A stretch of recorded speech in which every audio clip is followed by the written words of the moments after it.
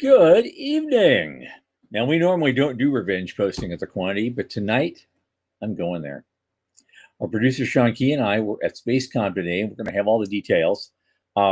Northwood Space secures both a 100 million Series B and a 50 million Space Force deal. I don't know if it was the same day, but that's pretty darn good.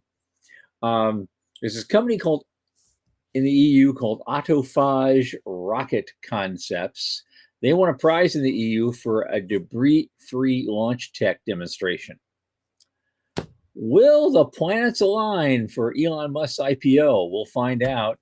And UARC's Space emerges as an EU powerhouse. All this. And our returning guest, space policy expert, Aaron Oesterle. From the news desk at the Center for Space Commerce and Finance, my name is Thomas Andrew Olson, and this is The Unknown Quantity.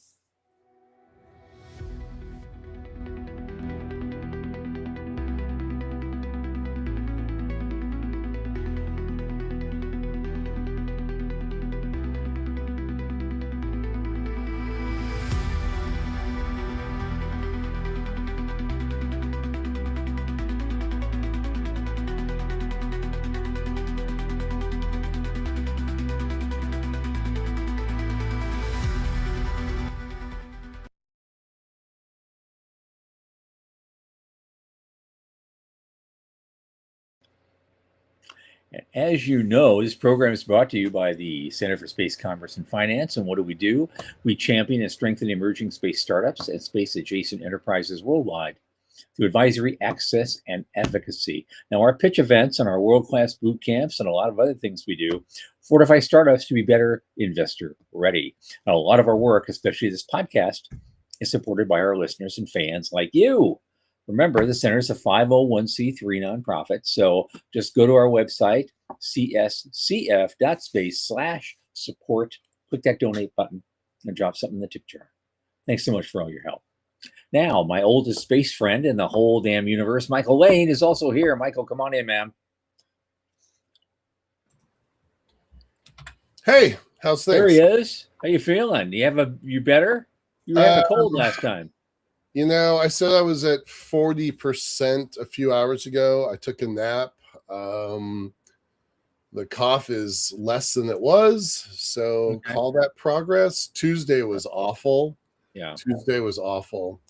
But yeah, I'm getting better. So yeah, you popping the vitamin D, you popping the C. I have so many things. Yeah. I ate every orange in the house. That was on Monday when I was like, I'm in trouble. And I ate 4 oranges because it was the only thing I had. So Sean's recommending vodka. I'm not a big vodka guy, but you know. Yeah. Well, I knew a guy he's going to get one of those things that guys my age get every 10 years. Right. And, and he was getting ready to go. He's purging himself, and the doc told him, you can only drink clear liquids and stuff like that. He calls me and he says, Tom, do you know Scotch is a clear liquid? I haven't seen him in years. He's probably dead now. The guy was hopeless. Media guy I know from way back. That's a memorable line. That's a memorable line, isn't it? Hey, okay, right? Whatever works for you, man. Just don't tell the doc. Right. Right? Yeah. Oh God. Oh, we have quite a night this evening. I'm hoping to see some of our favorite players come in. They haven't come in yet, but we'll see who drops by. I know that Sean was telling me we got between 300 and 400 people now following us on regularly on Spotify and Apple and all those places. So we are growing. That's great. Love hearing that. Love hearing from our community. I guess what happens is one of these days is probably all going to happen. Hey, Joe Prestritto, he's here. Hey, Joe. What's going to happen? Someday we'll do some kind of controversial thing that tweak people just the right way, and it'll go viral. And then, so that's why the guys. I remember guys like Steve Martin in the early days. He said, "Yeah, it took me 10 years to become an overnight success." Right. And that may be exactly what happens. Someone doesn't take 10 years. Like maybe one. but that would be better. But yeah, no, we're up to what 70 shows now. We've been at it for over a year. We've been consistent. I mean, we're following the whole the formula. So, but you know, we talk about stuff that is boring to 99% of the people. Like our 1%, the space nerds that love this stuff. Right. You know, we know what we're doing. We know our content. We know our audience. It might be mighty, you know, small, but it is mighty. And I don't really care if we ever go viral. I think when stuff pops for you or stuff pops for me in our day jobs, I think that's going to be newsworthy. That's going to be a huge thing. I think, but I think that with we're doing this. I mean, it's not a hobby. You know, we're trying to do something here. It's not. And even our it really is. Niche could represent, you know, 100,000 or 200,000 people somewhere. They just haven't found us yet. Yeah. Well, we know that this show has had a few pops when you know, when you're the former NASA administrator and you thumb up our posts, we get 20,000 views on that one. So we know that we've got some stuff that's interesting to some people. He's you know, we have an interesting community built here, and I love it. So thank you. Yeah. Okay. All right. Oh, let's go to the revenge post. Here is what happened. I mean, you guys, a lot of you guys know about this. Right. More than a few years ago, and it's still in the news. That's why this news article is only 3 days old. Even the most recent events in it happened almost a year ago. I talked with one of the guys about that today, even at SpaceCon. But Michael Mann sued Mark Stein and sued commentators Mark Stein and Rand Simberg. They had written, you know, way back, written blog posts about it. National Review and CEI respectively hosted the posts, and he sued all of them. And he originally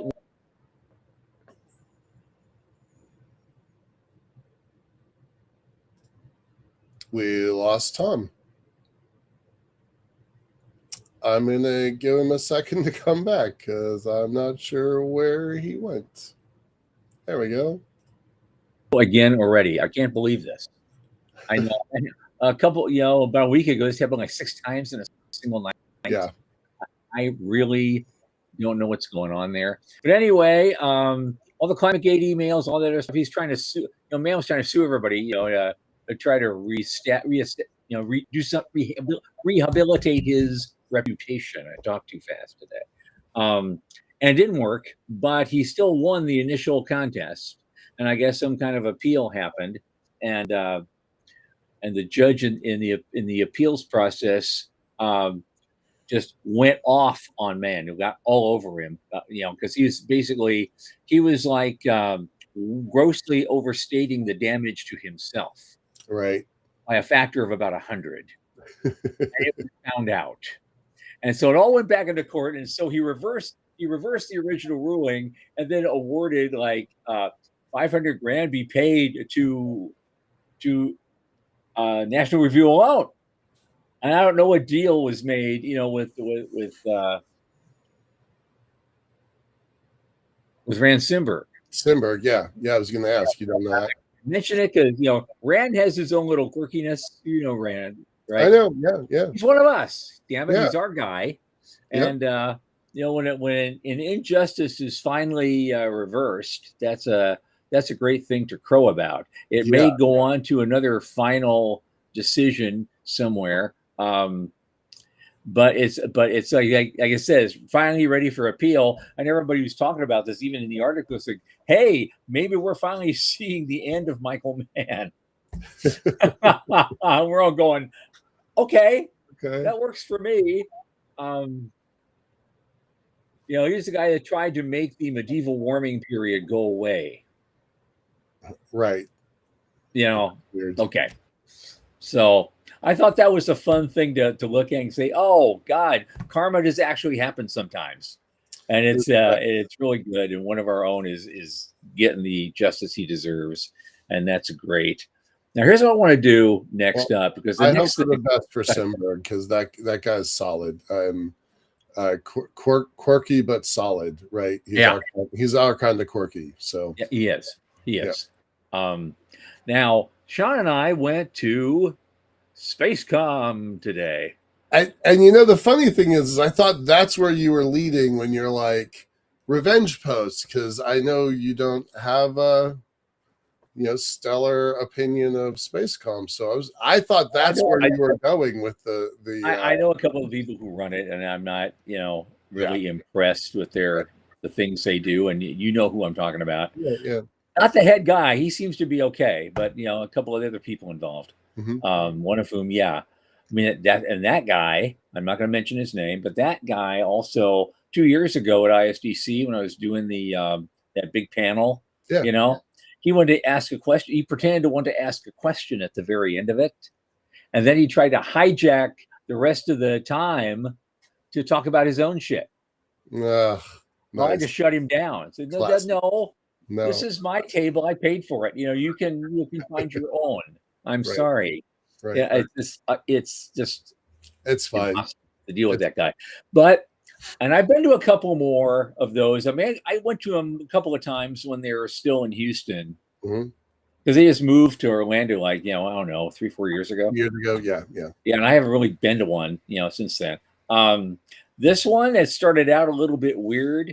Sean, you want to join us here? You want to come in on the camera and join us for this segment, because you were there too, and we both saw different things. We have a lot to talk about. Yeah, good. So the first day, Sean didn't see the first day. The first day, it was it wasn't really the SpaceCom part. It was other kinds of communication, rapid responsiveness or something. It was mostly military stuff, defense. That would be interesting to me. Right. So if you work for the War Department, if you work for NASA, if you work for one of their contractors on Wednesday, you had a great day on Wednesday. Anybody who's in the entrepreneurial sector, probably not so much. Okay. They're not looking for little guys to try to boost up or anything or do anything with. Now the real deal started happening today, and there's some interesting stuff in the showroom. We have all the folks out there displaying their wares. Well, the thing is, so it reminded me that the flavor of it, the vibe of it reminded me of like a mini version of the satellite conference. Oh, all right. That I go to every year. So it's almost like hours of kind of going, what am I doing here? And then punctuated by moments of really interesting, happy shit. That was kind of what it was like yesterday. Today was a lot better because we finally got some good content that mattered to us, people like us. Right. Sean, why don't you lead off on that? Tell us what you saw. Well, I went to the down mask. Of course, I'm the down mask guy, right. And I wanted to sit through that. Dallas Bienhoff was sitting behind me. Right. Hey, Dallas. And then Richard Godwin was over in the corner. Cool. And Dallas asked a question. Richard asked a question. Then my big mouth got up at the end. I said, well, I'm the producer of the Unknown Quantity podcast, and we host a show where we ask our guests a question at the end of it. Dallas has been on there. Richard's been on there. So, and we talk about what's your 5-year projection, what's your 25-year projection for space. But in this case, what's your 5-year projection and your 25-year projection for down mass? And the quote at the end is what caught my attention. I forgot his name. I got it here. It was, I didn't have the card. I wasn't expecting to come on air. But anyway, he said they want to get to the point where they're bringing down 500 kilograms of regolith per load for down mass. Okay, 500 kilos. Cool. Yeah, per load for down mass, which is the size of a back of a pickup truck. Yeah. And so I'm like, oh, we need to talk. Okay. We need to talk. We got a discussion to have here. So he's agreed to the idea of coming on the show. Okay. And I got his business card, and maybe I'll get him to talk to you. And like he said, when I walked in, and then after that, I met with Dr. Schultzman. She wanted to ask me a question about something I was working on that I write about a lot, which is the tier method. And I explained to her it's about evaluating emerging technologies' intrinsic risk, that it can be done. Don't let anybody tell you it can't. And then, I mean, mine might not be the best method in the world, but don't ever let somebody tell you that it can't be done. You can do it. You just got to set up a framework. And then I went into the floor, and some really cool stuff back there, because, you know, it's almost like an industrial convention now. Yeah. I mean, because you had connectors, you had seals, you had printers, 3D printers, you had laser cutters. You know, they also had your simulation training systems. You had your space weather, not space weather, but you had other observation companies. You had robots, lots of robots. Yeah, right. You know, professional robots. You had the kids with the robots, which we do have a video to share. Don't mean to steal your thunder. So No, go ahead. Cool. There was. I got more thunder. Trust me. Yeah, you had the Space Force out there, and I got to talk to those guys. You know, my son's involved with the Air Force, so he's involved with them a little bit. So, yeah, it was pretty cool. Okay, all right, yeah, that part was a lot of fun, and we also saw a bunch of other things today. I saw the NASA segment panel discussion just about Artemis, how Artemis is going to go, and they showed all their propaganda films basically, and they're done very exciting. Yeah. The one thing I will not, but it shows, it was sort of, in a way it was depressing because they're showing all the shit that none of us want. You know, you show, there's the $4 billion Artemis, yes, are going up, you know, and then they show Gateway, and this is an interesting thing. They didn't mention the EU's a part of this. Okay, all right. At first place, they're still acting like it's theirs. Okay. And then they also said, "Oh no, it has a new feature now. It can change orbits." Oh. Now, gee, why would they need to add that feature? Do you think? Do I hear relevance? Yeah, I'm like, that's a big change. You think? And they just said it out loud like a throwaway line, and no one would notice it. Huh. Now, the good news, there were 5 guys in this panel, right? Yeah. Only 2 of them were government employees. Okay. There was a guy from SpaceX. There was a guy from Blue Origin. There's another guy from some company that begins with an H, whose name I forgot. They're building a robot hopper to hop around the moon and get data. And it's like run by steam or compressed gas. I heard a little bit about. Okay. Begins with an H. 5 letters begins with an H. Why did I forget it so soon? I had nothing to do notes on. My brain is going quickly. I forget to take notes. But yeah, they all talked about the stuff they wanted to do and how they wanted to do it. And again, you know, the graphics are beautiful, you know, showing, you know, the blue lander, you know, and the ladder, and or they have a stairway. Yeah. Elon's lander has a crane. You have to let elevator. They won't use the word elevator, but it's an elevator. It's an elevator. You know, but you're hanging there. I hope something happens to it, and you have to be hanging halfway between the hatch and the moon. You know, but so at least on the Blue Moon thing, the bigger version, there's actually an actual stairway that folds out. Okay, and you just walk down the stairs. Yeah, you know, that would be cool too. But both of these things will, you know, seat 4, and they has all the amenities, and but they wouldn't even hint which one will get the first shot at it. No, they wouldn't. Was that they were very politic about that? Oh, they were. Okay. Yeah. Right. But the other thing that made my day was I went into this because there was in the afternoon, the second session in the afternoon. It was either another more NASA propaganda or see this thing about regional structures of funding things, and I didn't know what that was about. Okay. I thought, I'll see what's there. What are they talking about? Well, there are 3 people there. One of them was the moderator. The moderator and this other woman named Kathleen Loftuck or something. They're both from the Texas Space Commission. Well, convenient. And the other guy is Bob Long, the head of Space Florida. Oh, also convenient. the two people I really would love to meet and talk to were in the same room at the same time, and I got everything we wanted. Excellent. It's like, because there's not enough of a sense of community, in the community in Florida. And he basically said, well, it depends on which community you talk to, because there's three of them. There's three separate little patches of community, and one's near Orlando and one's closer to the Cape. There's another one in South Florida somewhere. And they have completely different efforts. They do completely different things. They have completely different needs, especially for like funding. And so, those three, they won't really talk to each other much.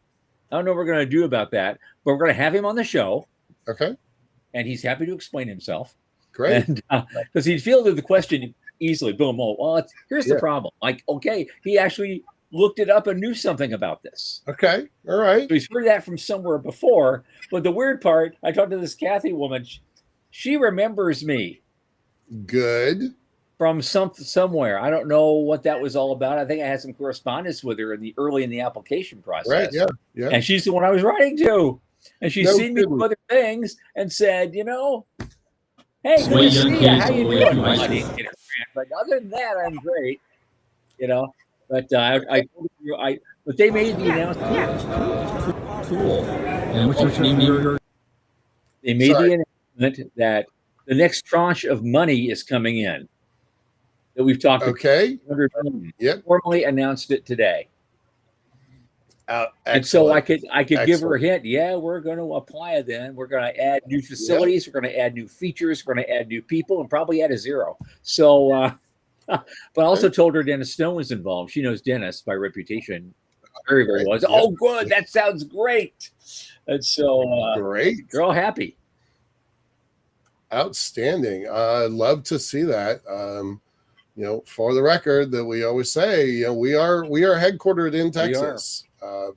That's our feet are firmly planted there now, no matter what. The center's been there for 10 years, 9 years. Yeah. 2015, we put that in. 2015 in Texas. So 10 years, 11, almost 11. All right. Yeah. So okay, let's go get that. Let's go win it. Sean, anything else you want to add? You want to play that little video? Yeah, we can do that video. You had it queued up. Yeah. Give me a second here. So I'll let you introduce it. It was the video you sent me. Oh yeah, I was just you have to blame the photographer for this one. But these are the people that do a K through 12 training program in robotics for kids.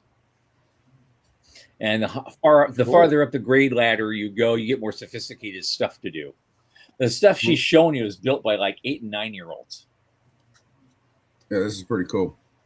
All right, young lady, what is your name again? My name is Basil. Hi. Hey. Hi. And you represent these guys? Yeah. Okay. So every year we get a different theme / challenge, and so this is our 2024 robot. Okay.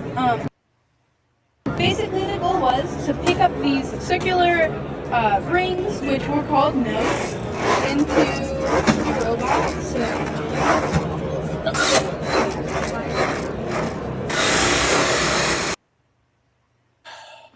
Well, maybe not. modern tech. It's great. I mean, it's we're great. Gonna have audio, to get those. We're going to have to figure out the drill for doing those live on the scene, man on the scene reports. Right. Right. Yep. All right. Well, we'll try it again. I love those robot competitions. I've been telling Marty about them for weeks now, and sure. They're huge. They're a big deal. So, how many kids? How many students? She had quite a few there. Yeah, quite a few there, but they've had a lot. And the woman who runs that show, she's we're going to have her as a guest as well. So cool. Yeah, we'll find out from her how many kids have gone through your program. 7,000. No. Yeah. No, they do. The Air and Space Museum here, the Seattle Museum, just had an event 2 weeks ago that had, I don't know, 40 or 80 high school students working on a design competition. So yeah, they're everywhere. They're constant. and they add up into thousands and thousands of students. got another guest candidate. He's a guy who he runs the incubator at UCF. Oh yeah, he's been running he it for sent his 19 years. I want to chat And with they, him you know, for and sure. they have their, and they have all these numbers they put up there, like 300 companies and 1,000 funding things we did, you know. And Right. so I made a pitch for folks like us to come in and be guest lecturers at some of their programs, and he was way open to the idea. So we'll have him on. Awesome. And Love that's the gist of just the last day and a half. Cool. Are you going back tomorrow? Or no? I'm going back tomorrow. Oh, you are? Yep. Okay, cool. Right. Now we're running out of time, of course, as we always do. I knew this report would kind of be a time suck. Yeah. But I just wanted to read that thing again. Northwood Space secured a $100 million Series B and a $50 million Space Force contract almost the same day, I guess. Right. And it's just like, we just tick some more boxes off. We're just writing it down. The year is starting out fast. It's starting fast. Yeah. Yeah. This puts us way north of $2 billion for the month. Just about. Yeah. And that's just the stuff that we're talking about on the show. Yep. There's transactions that are happening by the day that we're not getting to, but we're well over $2 billion that we're tracking. Yeah. That Absolutely just shows up. Okay, I'm going to skip the last two. We can do them on Monday. Yeah, because it may end up being a news day on Monday anyway, because our guest has not confirmed for Monday, and so we'll see what happens over the weekend. You know, we got time. Okay, so let's go. Now we're going to skip over all this, and although it's tangential interest, it is a talk about policy, and one of our favorite space policy guys is with us from the Space Frontier Foundation, Aaron Oesterle. Hey, Aaron. How you doing, young man? Hey. I'm doing good. How are you gentlemen doing? We're doing okay. We've had a great couple of days, and we're going to have a great one tomorrow, and all is well with the world. Hope you're staying warmer than we are, because right now there's snow there's not any snow on the ground, there's ice on the ground, and I can walk across the snow and not sink down in it. Oh, okay. Yo, I've had days. I remember days like that in Pennsylvania. But no, it gets cold at night. I think it's going to stay above freezing tonight, but we do have at least 3 nights in the coming week where it's going to get down to the 20s in Central Florida. We're bringing all our plants in the house. You know, we're surrounded by them now. We got to protect our plants, our outdoor plants. These are semi-tropical plants around the pool and everywhere. It's like, okay, come on, you know. Fortunately, the pool can protect itself, but these things, the plants, they have no chance unless we do something. Other than that, that's all we can do is just ride it out for a week, another week or so, and then we're good. When I was at Jarhead in near Quantico, near Washington D.C., that's when I really learned to loathe the cold and snow and ice, because I wasn't high enough rank structure to let somebody else do it. I was the guy out there with a shovel after every single flake hit the ground. As a corporal, I'm like leading other people to shovel, but at the end of the day, I had to grab the damn shovel myself. So, so I don't miss Washington D.C. at all because of the cold. I'm a native Floridian, and I was in the infantry in the army in Germany. Y'all can keep cold, and you can keep the snow. I'll visit, and that's it. I'm like Brer Rabbit. Put me back in my briar patch. There you go. Yep. Me, I miss Vietnam by that much. So I'm not going there with you guys. Right. Aaron, let's start out. I know you've been here before. You've already given a long dissertation on your origin story and stuff. So very briefly, take like 1 minute, explain who you are, why you're doing what you do, what gets you up in the morning. Sure. So for those who don't know me, I was we won't say failed engineer, but I was not a very good aerospace engineer. But I found graduated from college with an aerospace degree. found I was much better at the policy world. I went to work for Jim Muncie, for those who know him, and then got involved in the Space Frontier Foundation, and now do policy work.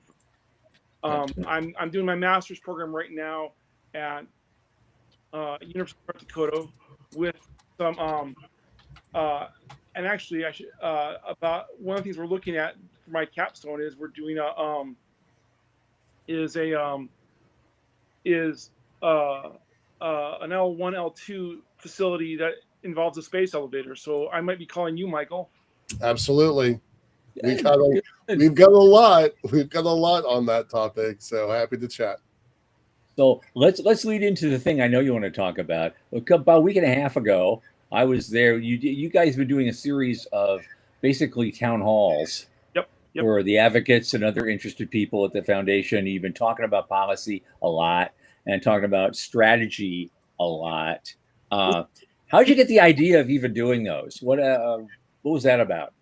Well, we had somebody who was involved in the policy team, and she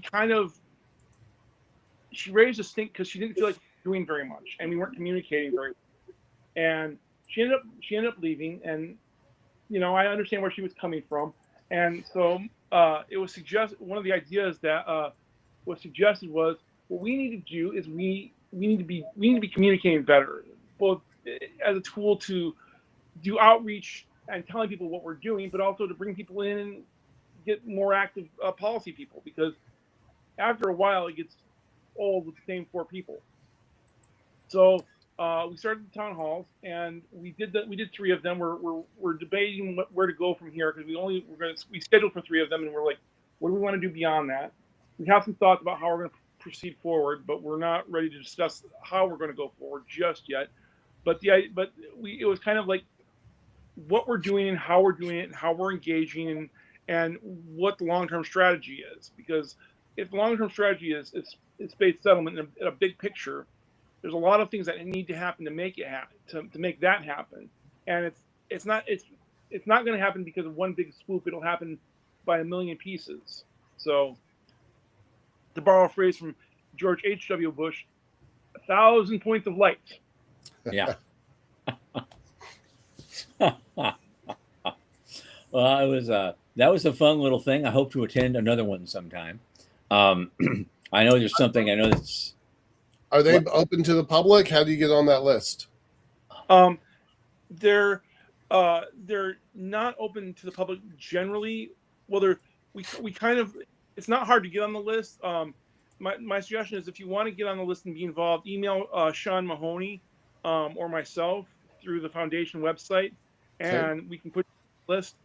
There is a little bit of a process to attend it, because we want to make certain people actually are interested in attending, not just sign up and have get hit with a spam bot kind of a thing, because that just kind of ruins the event. So there's a little bit of a process, not overly complicated, but there is a process there.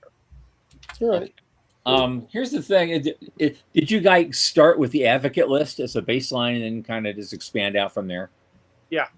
Because I saw a lot of familiar faces. It's an advocate list, and people who have a role in policy and have an interest in policy, and then we go from there. And it runs the gamut. We had Jeff Grayson as part of it last time. Mm-hmm. And we had all kinds of people sign up, so there's a good discussion there. Good. Well, what was some of the outcomes from this last one? So we're on the subject. The big thing that came out of it is greater interest in what we're doing right now. And one of the things we're doing is we're getting ready for March Storm. And I've mentioned this before on my previous times on here. We have a date for this year's March Storm, March 16th through the 18th. Please come out. And we're looking to integrate this year we're trying to integrate, because there's a lot of, everybody knows about the SpaceX IPO. It's going to be huge. And we're trying to see greater integration of financial tools, other industry development tools with the space community, because that's not very well understood. If you want, it's kind of, to a certain degree, space is in the little corner in the science committee, and if you want to do space, you go there. But there's there's a lot of tools out there that would be ideal to have access to. That it's basically like if you had space to what they're doing, it opens up a whole new realm. So that's kind of what one of the big things that's coming out is how do we do that? How do we engage on that on those topics? And that's one of the things we're doing for March Storm this year. Okay, all right. How many people usually attend this thing, and what's the process of for the March whole? or for the town? Yeah, March Storm we usually get 20 to 30 people. Excuse me. It's where Michael and I first met, actually. Yeah. And 20 years ago. We met 20 years ago. yes, Yeah. it was- You were just getting started, and yeah, a lot happened with you. Anyway, but we get 20 to 30 people. It's not, you get a full day of training, and then you have 2 days on the hill where you're talking to the staffers. Mhm. The training is we have a former Senate staffer who comes in and talks to us, who you've had on the show before, Taylor Winkleman. Okay. She and we just do, it's kind of a training boot camp kind of a thing, because you have to learn to speak staffer lingo. And this year, as I said, we're looking for integrating these broader topics with the space community. So we have four goals this year. One is, I don't know how many people have done this.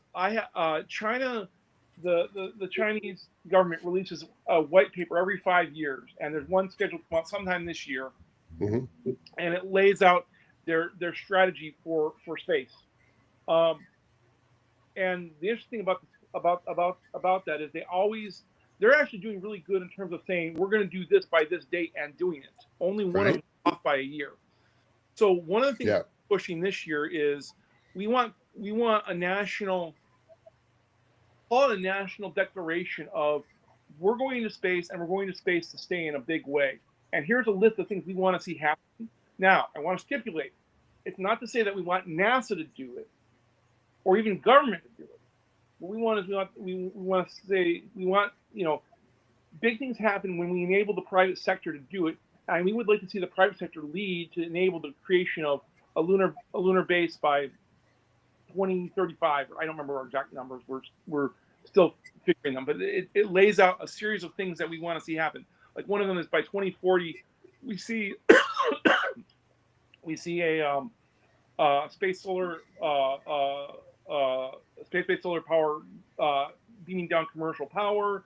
We see space resources being actively sold on the market, and we see space industrialization happening in a way that actually, they're selling products. Bunch of things like that. And it says, again, it's not saying NASA or the government to do this, but it says private industry, you need to do this, and government will support you in your activities. So we see that as our first step. Is kind of like a way to sit down and say, we're here for, the U.S. is here, and we're going to develop space too. It's not just going to be the Chinese. And we want to go, and the other side of this, we always want to say, it's not a matter of just meeting the Chinese expectations. We've got to beat the Chinese expectations, which means we've got to have bigger visions than them. Right. So that's that. The second thing we're doing is we're getting space out of the science committee. That's good. What we're enabling, what we're looking to do is, without crossing any jurisdictional lines, that gets really dicey real quick, as you can imagine. You don't want to make the powers that be too mad at you. What we want to do is we want to use the bullhorn of the science committee to go and say to other committees, you should be engaging on space topics as well as they relate to your committee. For example, there is a 2 years ago there was a hearing that the Natural Resources Committee did on space space mining and space resources that Greg Autry was at. We want to see that kind of interaction. There's a number of very detailed, very specific tools that I mentioned earlier, that I talked about earlier, where if you add the words and space, it becomes they can do active things. And so we're looking at that. So it would kind of be a spread out of industry policy for space to the various other committees to get them active on it. And then the third thing we're looking at is each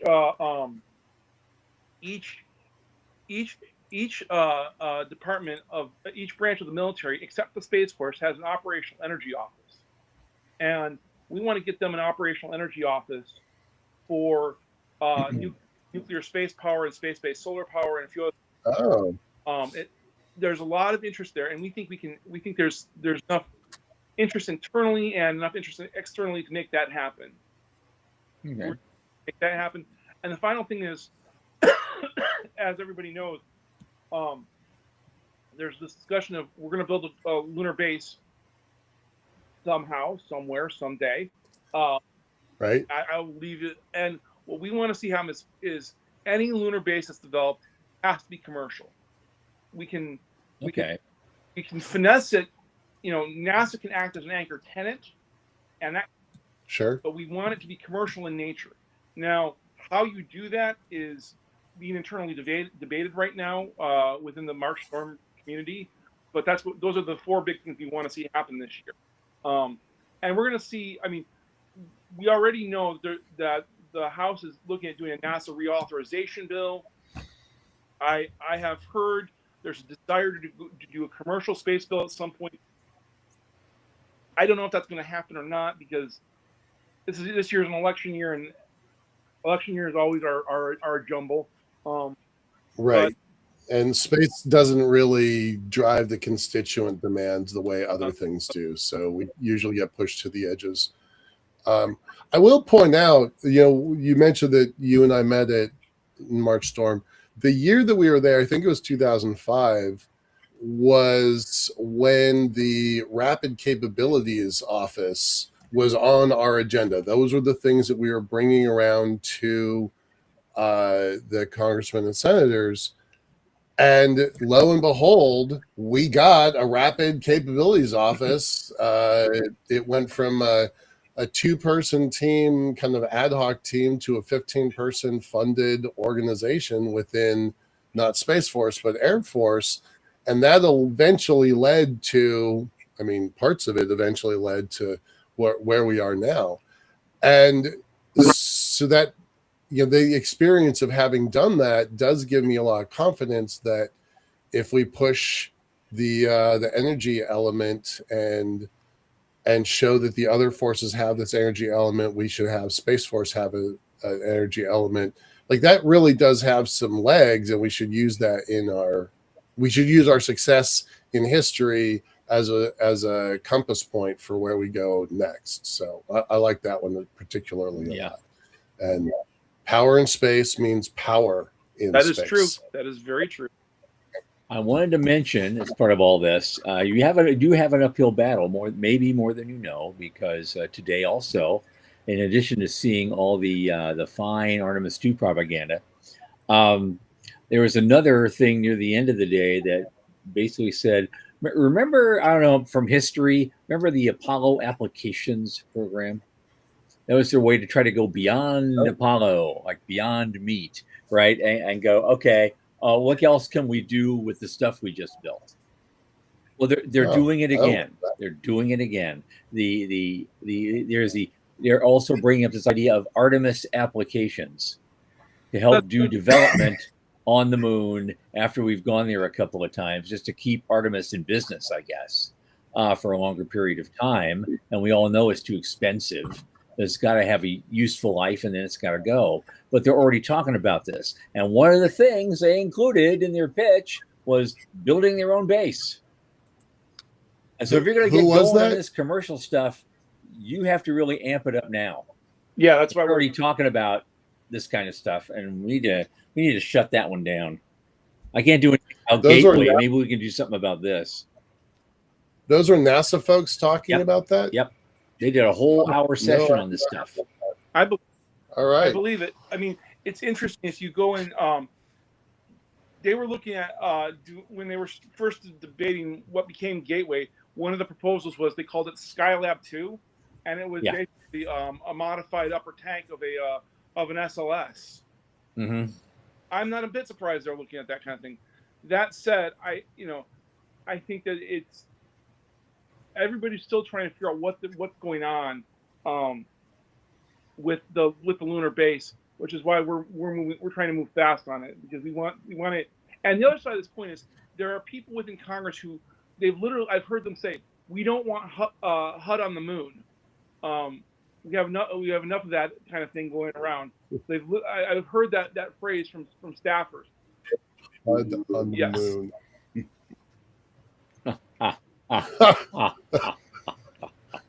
That is hard to imagine. Oh. But I'm thinking about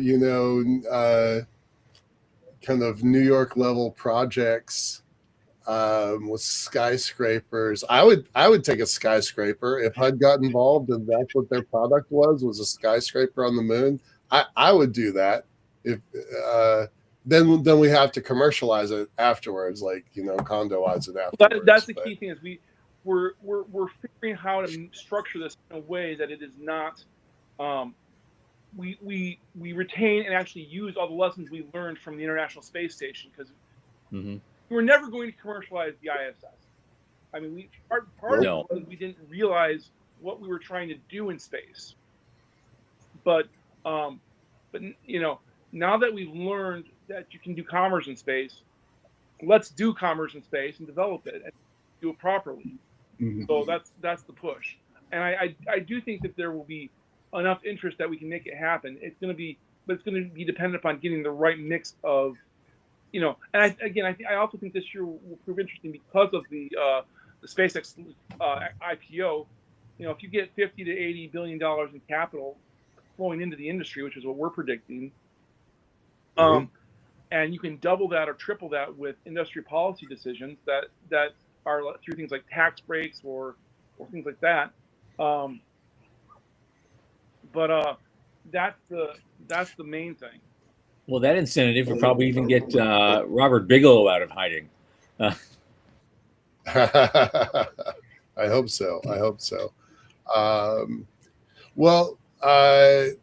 Jason's writing up a bunch of stuff here. Can we talk a little bit about? Is there any movement on domain industrialization, ownership of assets? So that has kind of resolved itself in the way that the Artemis Accords has been written.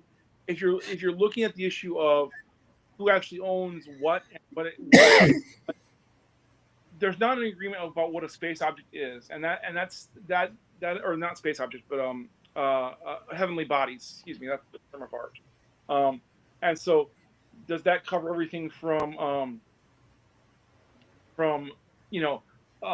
golf ball disc-sized asteroid to the moon? Right. And that's an open debate. I don't know. I doing my master's has given me some insight into all this, and it's an international problem. That said, we do have the situation whereby if you have a space, as my professor put it, if you have a space bucket and you pick up a rock and put it in your space bucket, you own that rock, and that will never change, because and you have that through the Commercial Space Launch Commercialization Act, I think is what it was. I'm drawing a blank now, but anyway, from 2015, the 2015 Commercial Space Bill. So that's there, and that's not going to change. Now, if you want to claim formal property rights on the moon, that's a bridge that may never happen. But if you put down a facility on the moon, you can permanent. To Jason's questions, permanent structures are allowed as far as anything that's permanent in space. So Awesome. That's okay. Yeah. Good. Well, also Joe Prostrito makes a good point. He said a lot of the base infrastructure implies a hard to commercialize system. That infrastructure is designed by government, which doesn't have cost constraints or actually any kind of commercial use imperatives at all in what they're doing. They just design what works for them for this particular mission, and then whatever happens later is, oh well, you know. So that's why we're pushing. That's again, I go back. That's why we're looking at how do you make a commercial from the get go? How do you create the equivalent of CLD before you have ISS, commercial LEO destinations program. What are your base principles? What are your strategic implications, et cetera, et cetera. Okay. Well, I think that's a terrific hope that we can push that forward. How many people? You said you're looking at 20 or 30 people to join March Storm next. That's what we're hoping for. It's I mean, I would love to have more than that. If I have more than that. But in terms of actually, but 20 to 30 is just the historical numbers we've had, and we can get a lot done with 20 to 30 people because we get a lot of offices. The staffers are, always eager to engage with us. Say one office, but we won't discuss that office. Save for one. Morty, because of your show last year, Morty went to one of our members here. He went to the event last year. Question. I would reach out to Macy. She was the coordinator, and she's still the coordinator for this year. You should have her email. If you don't, email me directly or go through the Space Frontier Foundation website, and we'll work with you. We'll figure out a way for you to be able to attend. Cool. Neat. Well, let's talk about other policy stuff. Just for a moment, we just had an executive order come down from on high a couple days ago. Well, I guess it's been a couple weeks now. Any thoughts on any of that? So I'll give you the quick 411 of other policy things. One was you had the confirmation and you had the new NASA administrator formally get nominated, confirmed, and all that done. So he's now NASA administrator, and that was a good thing. There was almost a NASA reauth bill released during, or at least that's what we heard during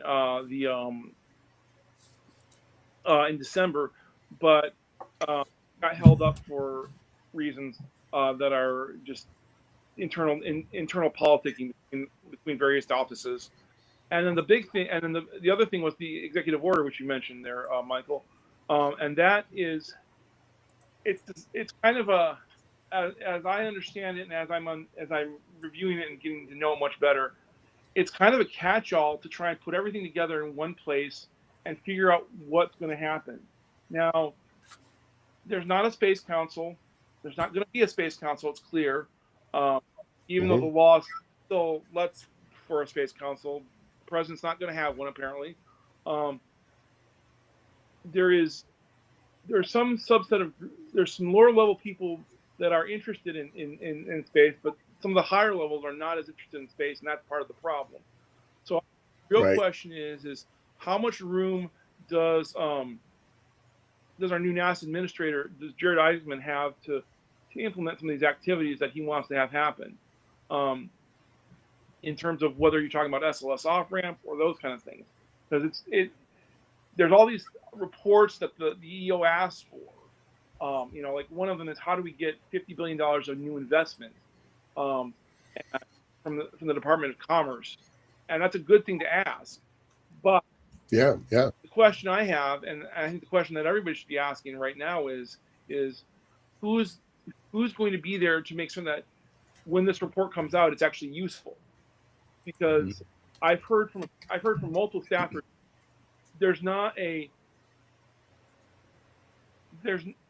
feels like there's not a fully vested place for to prevent siloing of various programs or offices or agencies and so on.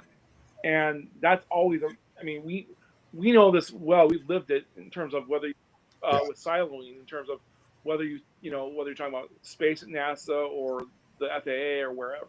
So. Okay. I was kind of, I had high hopes. Let's just say I don't see eye to eye with this administration on a lot of things, but their space policy, it was good the first time. It's good the second time. Definitely, I felt like Vice President Pence was way more interested in space than Vice President Vance is. So very different personalities in that role. And I hope our audience knows by now that space is the mandate of the vice president. And if you're not interested in it, nothing happens. And we didn't see anything happen under the Biden administration with Harris, and we're not seeing anything happen under Vance. But I hope that now that kind of that troubled waters of not having an administrator, and on the same day that they announced the administrator, they also announced the executive order, that I'm hoping things are, prioritized in this administration. That's what I'm hoping. That's what I'm hoping too. It's really dependent on how much room and runway they give Isaacson, because they may basically say, because I know this happened with other agencies, where they basically said, don't give out bad news, but otherwise do whatever you want. Right. So we will see if that happens with NASA. Mm-hmm. Okay. Now, during your March storm training, I just wanted to ask, just for a kick, during your March storm training, you said you also, you helped teach people how to basically translate what they say from plain English into bureaucrat staffer speak or something. You going to publish that into a book? Because I think it would be pretty funny. Well, it's actually not. You have to remember, a lot of staffers are young. Like, yeah, it's crazy how much power they have. As children, they have power. It's crazy. 20-year-olds, and it's just like, oh my god. Right. And so you've got to, but they have a portfolio of like 40 things or whatever it is, and so you've got to be speaking, to quote a friend of mine, you've got to be speaking in Barney the dinosaur language. You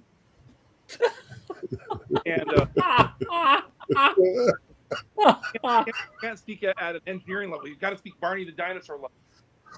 Oh my God. Wow. I remember visiting in New York when I lived there years and years ago. Paul Contursi and I went to see our congresswoman, or at least Paul's in his district, Carol Maloney.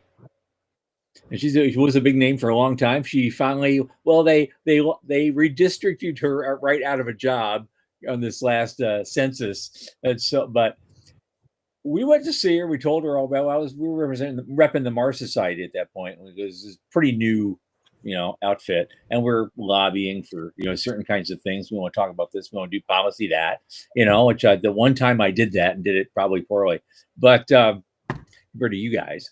But she told about that. We did our pitch. We sat and waited, and she sat down and she looks at us, very puzzled face. Said, "Haven't we already been to Mars?" That doesn't surprise me. You see, 20 years ago. Yeah, but when you're talking about you're complaining about the young'uns, they're in these staffer positions. I'm going, you should talk to their bosses. They may still talk like that today. Well, okay. So I know we're short on time, but I have to share. For a long time, I don't remember who it was. It was either the head of the science committee or the CGS committee, in the appropriations committee. He was very interested in Europa, the possibility of life on Europa. Mm-hmm. And somebody gets up there and says, in essence, well, if what we need is to look for insects on a moon on Jupiter, then by God, we're going to look for insects in Jupiter.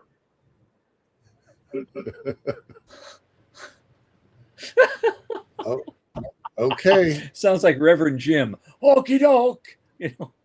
You have to remember, Congress looks like, as I said before, Congress looks like the U.S. So all the good and all the bad. Yep, that's it. All the good and all That's it. Party loves nuclear propulsion system. So that's great. Well, at that point, we didn't get to the 5:25, but we did get to the top of the hour. So we'll do it We'll do it next time. Aaron Oesterle, Space Frontier Foundation, Policy Wonk Extraordinaire.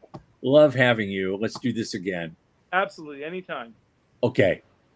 Maybe See you in March. Yeah, a couple months. Yep. Okay, I just got the word during all this conversation from you, Sean, that we do have a guest for Monday. He's author Gary Gilbert. He has published a compilation, which I have right here. You can see it backwards. Mhm. It's called Space Girl. 21 I have it on women my- write about their careers on Earth in the space industry. And we're gonna help him sell books. I've gone through this. Oh, it's amazing. It's actually amazing what he's put together. And we're gonna be talking about it on Monday. I don't want to put words in his mouth, but I'm pretty sure all the proceeds goes back to our alma mater, ISU. Yeah, that I think could very that's- well be true. He's been I think around a that's long awesome. time. He's just kind of showing his head again, after many Yeah. years. And on Cool. that Excited. note, for Sean Key and Michael Lane, the news desk, Center for Space Commerce and Finance, I remain Thomas Andrew Olson. Keep watching the skies. Toodles.